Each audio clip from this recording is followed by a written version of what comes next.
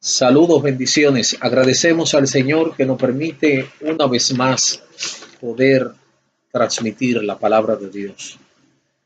Esa palabra que siempre cambia, transforma.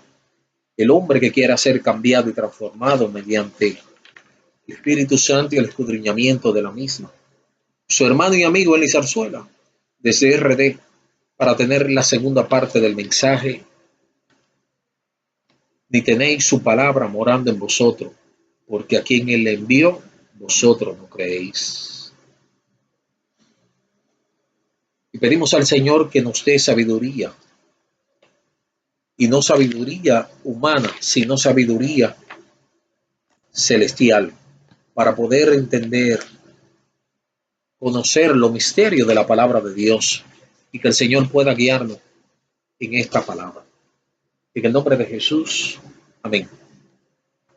Y en la primera parte del mensaje, ni tenéis su palabra morando en vosotros, porque a quien él envió, vosotros no creéis. Y hablábamos cómo los escribas y fariseos no entendían el mensaje de salvación. Ellos eran unos doctores de la ley de Moisés.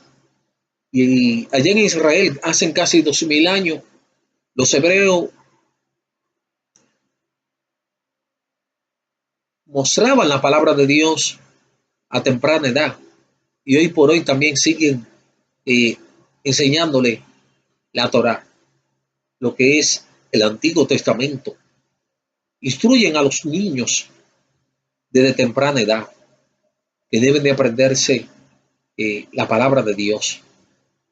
Y esto es algo que lo hacen de generación en generación porque está establecido en la palabra, en Deuteronomio, capítulo 5, que tenía que mostrarle al niño al levantarse, al acostarse y cuando iba por el camino debía de leer, de mencionarle, de citarle la palabra de Dios. Mostrarle al niño la palabra de Dios a temprana edad. Hoy por hoy, allá en Israel, la palabra de Dios se sigue mostrando, se sigue enseñando, se sigue instruyendo, porque ha sido una tradición establecida en la misma, que los hebreos deben de seguir eh, enseñando, exhortando, instruyendo, educando, mostrando. Ya que ellos no tienen templo, en la sinagoga, en diferentes lugares, especialmente en el llamado Muros de los Lamentos, que es parte de lo que queda de la ruina del templo que fue destruido en el año 70 después de Cristo. Allá hacen oraciones, hacen peticiones, también meditaciones de la palabra de Dios en ese lugar hoy por hoy. Se sigue leyendo la palabra. Cuando llega Jesús se encuentra con los escribas y fariseos, que eran un grupo, la cual estaban dedicados al estudio de la palabra, estaban dedicados a mostrarle al pueblo todo el mensaje de Dios. Estaban llamados a educar, estaban llamados a aplicar la ley de Moisés. Y aquí Jesús se encuentra en este libro de Juan, en su capítulo 5, se encuentra con todo un mensaje en el que Jesús va haciendo mención de situaciones que se dieron estando en Galilea, una región de Israel, y en el que Jesús pasó mucho tiempo enseñando, instruyendo, mostrando los portentos y milagros, y sobre todo, como dice Isaías, que iba a llegar el Salvador, que iba a restaurar, que iba a sacar, que iba a libertar de la esclavitud del pecado, que iba a dar vida y vida en abundancia. Y Jesús, transitando por Galilea, muestra muchos milagros, muchos portentos, y testifica una vez más de que Él es el Hijo de Dios. En este momento, en el capítulo 5, que es el capítulo que estamos estudiando, Jesús le hace una pequeña reprensión, o más bien una reprensión bastante fuerte. Porque Jesús le había hablado acerca de que Él era el pan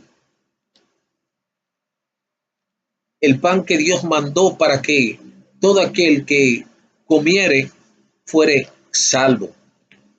Y Jesús en el capítulo 6 habla del pan, y en el capítulo 5 le habla acerca del testimonio que tenían que tener ellos acerca de Jesús. Y se da una situación bastante complicada y que hoy por hoy es digno de nosotros analizar. En el versículo 12 dice: otro es el que da testimonio acerca de mí, y sé que el testimonio que da de mí es verdadero. Vosotros enviaste mensajero a Juan, y él dio testimonio de la verdad. Pero yo no recibo testimonio de hombre alguno, mas digo esto para que vosotros seáis salvos. Él era la antorcha, hablando esto de Juan el Bautista, la antorcha que ardía y alumbraba a vosotros, y quisiste regocijado por un tiempo en su luz. Mas yo tengo mayor testimonio que el de Juan, porque las obras que el Padre me dio para que se cumpliese la misma obra que yo hago, dan testimonio de mí, que el Padre me ha enviado. También el Padre que me envió ha dado testimonio de mí.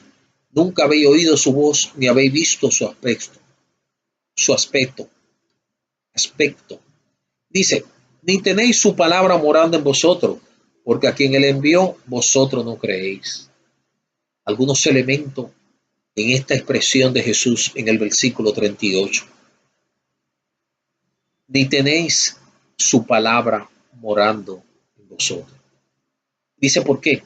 Porque a quien él envió, vosotros no creéis. ¿Cuántas veces nosotros escudriñamos la palabra de Dios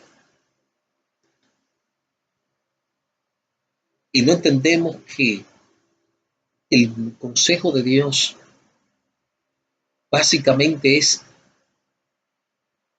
dar a conocer a Jesús, y que nosotros tomemos la decisión de arrepentirnos y creer en Él?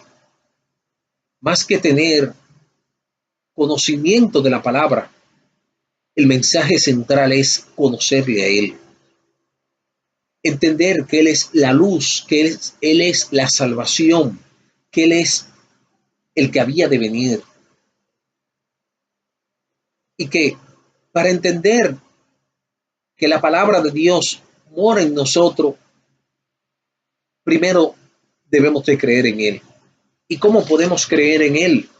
Si cuando leemos las Escrituras, las leemos meramente como un libro de literatura, o un libro de historia, o cualquier tipo de historieta. Y no nos centralizamos pidiéndole a Él que nos dé, mediante su Espíritu Santo, la revelación del mismo. Hoy por hoy hay muchas palabras de Dios. Tenemos tantos medios digitales que muestran el mensaje de Dios.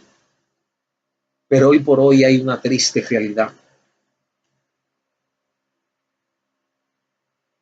Y esta triste realidad es que poco estamos creyendo en Jesús. La misma palabra habla que el que dice que le conoce debe andar como él anduvo, en primera de Juan. Es decir, que no es meramente tener un conocimiento ni una teoría, es mostrar con nuestra vida práctica de día en día, nuestra vida de amor, de templanza, mansedumbre, nuestra vida, esa vida de Jesús, de humildad, esa vida de misericordia, esa vida de perdón, esa vida de confianza, de esperanza que vivió Jesús.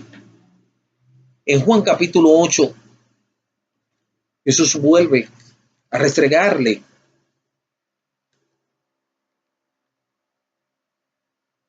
la situación en la cual se encuentra y que puede ser un espejo para nosotros. Pero previo a esto, vamos a ver que dice en el mismo libro, el capítulo 6, versículo 60. Y aquí está Jesús nuevamente con los escribas y fariseos, acompañado también de sus discípulos. Y al oír muchos de sus discípulos, dijeron, dura es esta palabra, ¿quién la puede oír? Sabiendo Jesús en sí mismo que sus discípulos murmuraban de esto, les dijo, ¿esto os ofende? Pues que si vieren al Hijo del Hombre subir de donde estaba primero, el Espíritu es el que da vida, la carne para nada aprovecha. Las palabras que yo os he hablado son espíritu y son vida, pero hay algunos de vosotros que no creen, porque Jesús sabía desde el principio quiénes eran los que no creían y quién le había de entregar. Y le dijo, por eso os he dicho que ninguno puede venir a mí si no le fuere dado por el Padre. Desde entonces muchos de sus discípulos volvieron atrás y ya no andaban con él. Dijo entonces Jesús a los 12, ¿queréis acaso iros también vosotros? Le respondió Simón Pedro, Señor, ¿a quién iremos? Tú tienes palabra de vida eterna. Y nosotros hemos creído y conocemos que tú eres el Cristo, el Hijo del Dios viviente. Jesús les respondió, no os he escogido a vosotros los 12 y uno de vosotros es el diablo. Hablaba de Judas Iscariote, hijo de Simón, porque este era el que le había de entregar y era uno de los 12. En este momento Jesús habla acerca de, en sus días finales, acerca de que tenían que creer en él. Y ellos encontraron, cuando le hablaba de que tenían que comer su carne y beber su sangre, lo estaban tomando en forma figurativa, cuando él lo que le hablaba era de creer, de confiar, de depositar su fe solo en Jesús y encontrar una palabra dura. Y por eso se encuentra con esta situación y le hace la pregunta a sus discípulos también, que si quieren acaso irse conjuntamente con aquellos que habían creído y que estaban negados en seguir a Jesús. Y Pedro enseguida le dice, ¿a quién iremos si solo tú tienes palabra de vida eterna? Es decir, que una de las cosas que debemos entender que la palabra de Dios nos va a mostrar nuestro pecado, nos va a mostrar nuestra oscuridad. Ella es como una antorcha, ella es como un martillo que quebranta el hierro. La palabra de Dios es la que es como una espada de doble filo y ella eh, nos muestra nuestra maldad y nuestro pecado. En el mismo libro de Juan, en el capítulo 8, versículo 37, una vez más, muestra a Jesús por qué la palabra de Dios no moraba en ellos. Lamentablemente, teniendo la Torá, no tenían la palabra de Dios. ¿Por qué? Porque no habían creído en Jesús, el Salvador. Y dice, sé que sois descendiente de Abraham, pero procuráis matarme, porque mi palabra no haya cabida en vosotros. Yo hablo lo que he visto acerca de mi Padre, nuevamente le dice, y vosotros hacéis lo que habéis oído acerca de vuestro Padre. Respondieron y le dijeron, nuestro Padre es Abraham. Jesús les dijo, si fuese hijo de Abraham, las obras de Abraham haría, pero ahora procuráis matarme a mí, hombre, que os he hablado la verdad, la cual he oído de Dios. ¿No hizo esto Abraham? Vosotros hacéis la obra de vuestro padre. Entonces le dijeron, nosotros no somos nacidos de fornicación, un padre tenemos que es Dios. Entonces les dijo, si vuestro padre fuese Dios, ciertamente me amaría, porque yo de Dios he salido y he venido pues no he venido a mí de mí mismo, sino que Él me envió. ¿Por qué no entendéis mi lenguaje? ¿Por qué no podéis escuchar mi palabra? Vosotros, vosotros sois de vuestro padre el diablo, y los deseos de vuestro padre queréis hacer. Él ha sido homicida desde el principio, y no ha permanecido en la verdad, porque no hay verdad en él. Cuando habla mentira, de suyo habla, porque es mentiroso y padre de mentira. Y a mí, porque digo la verdad, no me creéis. ¿Quién de vosotros me redarguye de pecado? Pues si digo la verdad, ¿por qué vosotros no me creéis? El que es de Dios, la palabra de Dios oye. Por eso no la oís, porque no soy de Dios. Alguno diría que Jesús no tenía amor. Alguno diría que Jesús no tenía misericordia. Pero él dijo claramente, yo soy la verdad y la vida, y nadie viene al Padre sino por mí. Él le dice en el versículo 31 de este libro de Juan, dijo entonces Jesús a los judíos que habían creído en él, si vosotros permaneciere en mi palabra, seréis verdaderamente mi discípulo y conoceréis la verdad y la verdad os hará libre. Le respondió, le respondieron, linaje de Abraham somos, nuevamente le dijo. Le dijeron ellos, jamás hemos sido esclavos de nadie. ¿Cómo dices tú seréis libre? Jesús les respondió, de cierto os digo, todo aquel que hace pecado esclavo es del pecado, y el esclavo no queda en la casa para siempre. El Hijo sí queda para siempre. Así que, si el Hijo se libertare, seréis verdaderamente libres. Nuevamente Jesús le dice que por qué no entienden su lenguaje, por qué no creen, por qué procuráis matarme, porque mi palabra no haya cabida en vosotros. Yo he hablado acerca de mi Padre. Ustedes dicen, somos hijos de Abraham. Y Jesús le dice, no son hijos de Abraham porque las obras de Abraham harían. Y le habla acerca de que ellos son unos simuladores, son unos mentirosos. Y le dice más fuerte, ellos son hijos de su padre el diablo. Y les indica por qué. Porque el diablo es padre de mentira. ¿Y cuánta mentira está vendiendo hoy en día Satanás a esta humanidad? Con religiones, con religiosidad, con palabras rebuscadas para engañar al mundo. Él es padre de mentira, él es homicida desde el principio y no hay verdad en él, porque no hay verdad, porque cuando habla, habla de sí mismo, porque él es padre de mentira. Y a mí, porque digo la verdad, no me creéis. ¿Quién de vosotros los redarguye de pecado, Jesús? Pues si digo la verdad, ¿por qué vosotros no me creéis? El que es de Dios, la palabra de Dios oye. Por eso no las oí, porque no soy de Dios. Una gran verdad que debemos de autorreflexionar acerca de dónde estamos y qué estamos escudriñando.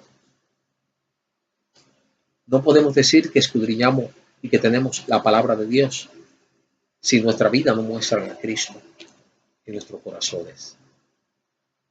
Si no creemos en Él. Y cuando decimos creer en Él es porque hemos cambiado de tiniebla a la luz. Y es porque, como bien dijo aquí Jesús, y el esclavo no queda en la casa para siempre. Si el Hijo sí queda para siempre. Si el Hijo se libertare, seréis verdaderamente libres. Es decir, si Jesús os libertare, si vosotros permanecemos en la palabra de Dios, seremos verdaderamente sus discípulos. Para esto debemos permanecer en la palabra de Dios. Debemos permitir que el Espíritu Santo obre en nuestros corazones. Una de las cosas que debemos entender, la palabra de Dios tiene que transformarnos. La palabra de Dios tiene que cambiarnos. La palabra de Dios tiene que hacer efecto en nuestra vida, en nuestros corazones. La palabra de Dios tiene que cambiar nuestro estilo de vida, sin hipocresía, sin odio, sin rencilla, sin divisiones, sin mentiras, sin doble vida. debe mostrar quién fue Cristo en nuestros corazones. Debe mostrar, debemos ser ejemplo cada día, porque para eso vino el Hijo de Dios, para deshacer las obras del maligno. Y ya finalizando esta parte, en el versículo 38 de este capítulo 5, le dice una verdad a los escribas y fariseos.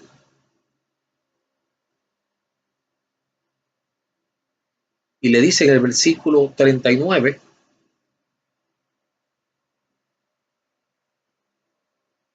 ustedes estudian la Biblia con mucho cuidado porque creen que así tendrán vida eterna. Sin embargo, a pesar de que la Biblia habla bien de mí, y no queréis venir a mí para que tengáis vida. Gloria de los hombres no recibo, mas yo os conozco que no tenéis amor de Dios en vosotros. Es decir, ellos examinaban, ellos escudriñaban, ellos investigaban, ellos indagaban, ellos estudiaban la palabra de Dios, porque ellos sabían que ahí estaba la vida eterna. Pero había una situación, que no creían en Jesús, no querían venir a Jesús para que tengáis vida. Y le dice, mas yo conozco que no tenéis amor de Dios en vosotros. Muy fuerte.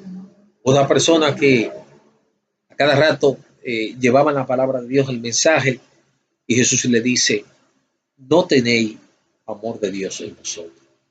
Y lo contrario al amor de Dios es el odio. Y si no tienen el amor de Dios, entonces tienen todo lo peor del ser humano.